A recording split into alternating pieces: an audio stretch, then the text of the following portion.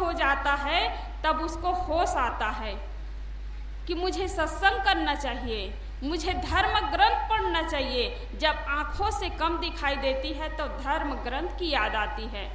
जब शरीर थक जाता है, पैर थक जाता है तो सत्संग की याद आती है। तो उसमें क्या फायदा होता है? इसलिए जब तक हमारे शरीर में शक्ति है तब तक परिवार के लिए भी करिए।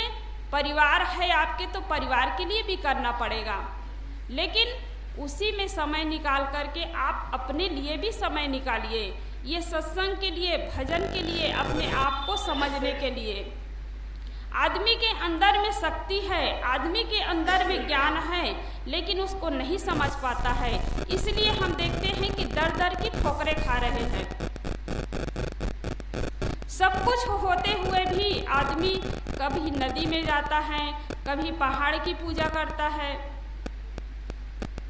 कभी मिट्टी की पूजा करता है, क्योंकि नहीं समझता है। इसलिए सतगुरु कबीर साहब की जो दृष्टि है वह सब लोगों, सतगुरु कबीर साहब की दृष्टि आम लोगों से हटकर थी।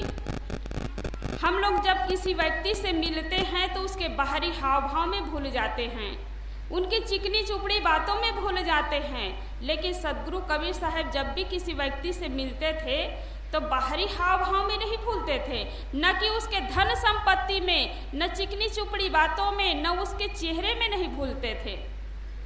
आज लोग क्या करते हैं कि चेहरे में भूल जाते हैं, उसकी चिकनी चुपड़ी बातों में भूल जाते हैं, उसके धन संपत्ति को देख करके भूल जाते हैं, ललचा जाते हैं। लेकिन सतगुरु कबीर साहब जब किसी से मिलते थे तो आंतरिक चीज पर उनकी दृष्टि जाती थी। इसलिए कहते हैं, मानुष तेरा गुण बड़ा, मांस न आवे काज, हार न होते आभरण, त्वचा न बाजन बाज। मनुष्य अपने गुणों से महान है, लेकिन अपनी शक्ति को नहीं पहचान पाते हैं।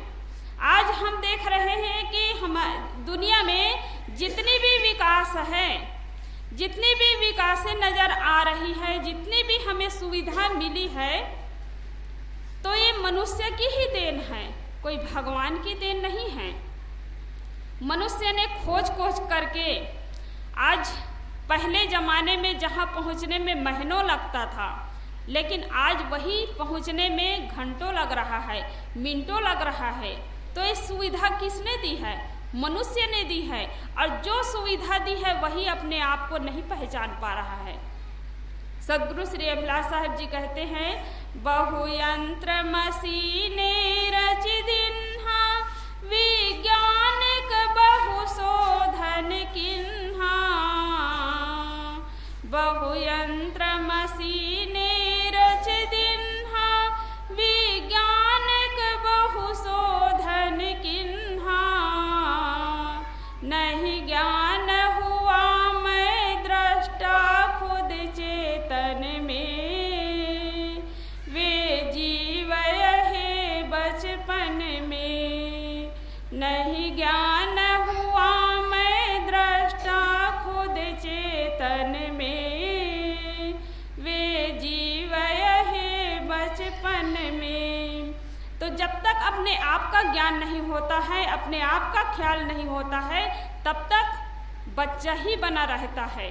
चाहे वह शरीर बूढ़ा ही क्यों न हो जाए, बाल पक जाए, लेकिन वह सयाने नहीं बन पाते हैं, वह बच्चा ही बना रहता है।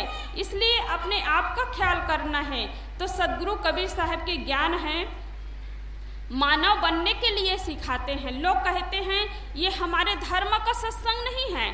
कहीं पर सदगुरु कबीर साहब का सत्संग हो, ज्ञान की चर्चा हो, बहुत बड़ा पंडाल लगा हो, माइक लगा हो, सत्संग चल रहा है, लेकिन लोग जो है, जो सत्संग में जुड़े हैं, कबीर साहब को जानते हैं, वही लोग सत्संग में आते हैं और दूसरे लोग नहीं आते हैं, यही सोचकर कि वो हमारे धर्म का नहीं है, हम अलग धर्म के हैं, तो वहाँ सत्संग में क्यों जाएंगे। लेकिन सदगुरु कबीर साहब कहते हैं कि धर्म कहीं अलग नहीं होता है, धर्म एक होता है।